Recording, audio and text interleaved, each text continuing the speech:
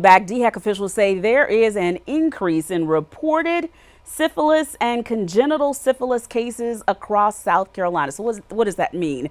This may not be a moment that you want to keep the kids in the room, but let's talk about this. The disease is sexually transmitted. It's an infection and it's spread through contact with a person who is infected. The agency says men, adolescents, and young adults are more so at risk for infection in the state. If it's untreated, syphilis can lead to long-term health complications involving the brain, nerves, eyes, heart, and liver.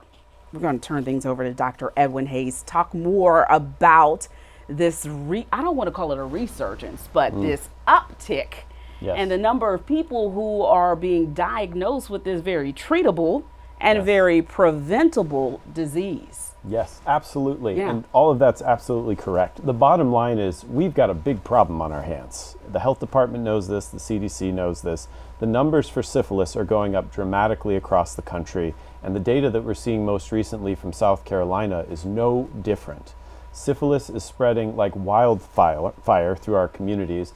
And this isn't just about adults. We're seeing it in kids, particularly congenital syphilis, which means a child being infected with syphilis through pregnancy. So while the mother is pregnant, having syphilis and then passing it to the child. And this can be a devastating disease, both for children and adults. We're seeing that in our clinics, we're seeing that in the hospital, and we're seeing it, unfortunately, in the labor and delivery rooms. Dramatic cases of severe disease in children from pregnancy can include issues with syphilis eating away at their bones, deforming their teeth, or affecting the way that they can even use their vision or their eyes long term. In adults, we've seen everything you can imagine, from syphilis infecting the brain with severe diseases, infecting the heart and causing major changes in the way the aorta functions, and especially as of late, issues with vision, where it's actually infiltrating the eyes and making it difficult for people to see. All of these conditions are very easily treatable, as you said, with penicillin. All of these conditions can occur much later after the initial infection, and I think this is one of the big missteps that we've been seeing with people trying to suss out whether or not syphilis is present in their communities. It can be a silent disease for months, for years, and during that silent time that it's present, where you don't feel it, you don't see it, you can pass it to other people, and it can build up to a point of becoming a severe disease later on in life. So many people will have syphilis and not know it. Oh, wow. That's the case now. That's the problem. Yes. So it's not one of those STIs that has an immediate presentation of a problem, is what you're saying. Yes, some people may show signs like a non-painful sore, either in the mouth or on the genitals. That's possible. Some people will have a rash, but many of these things will go away on their own. That doesn't mean the syphilis is gone. It just means that the problem showing it is gone. And many people can have these issues and not ever identify it on themselves because it passes too quickly. But the infection is still present and it can still spread to others. All right, let's give the obvious way that you prevent the spread of this disease and contracting this disease. You get tested. You get tested and see if you have the disease with the prevalence we're seeing. In terms of contracting the disease, you make sure that the partners you have, if you are sexually active, also get tested. If you're pregnant, you get tested early on and potentially later in the third trimester and at the time of delivery.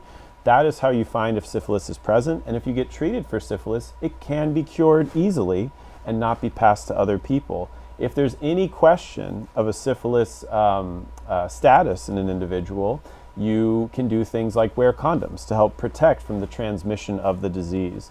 All of these methods are very reliable, they do work, and they will help.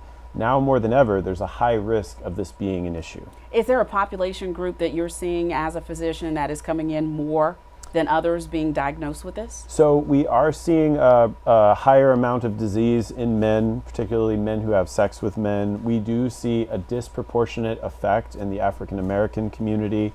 We're seeing a higher number of these cases in adolescents, as you said.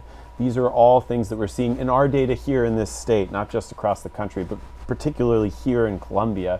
These are the majority of people we're seeing affected, but it really can affect anyone. And no one should take for granted that because they think that someone doesn't have syphilis, that it's not possible that they could get it. Anyone could get infected with syphilis. And it's important for all of us to if we have any kinds of exposures, any kinds of risks of sexual exposure without condoms, any kinds of high risk areas or communities, that you get tested. Dr. Hayes, in the last Yeah. 10 seconds, my final question, somebody's going to say, I am way too embarrassed to go to my doctor for this. How do they get tested? So there are testing sites across the city. The health department will get you tested on a sliding scale. It's very affordable, very easy. This can all be done extremely confidential, and they can get in touch with you and get you the treatment you need without anyone you know ever having to know.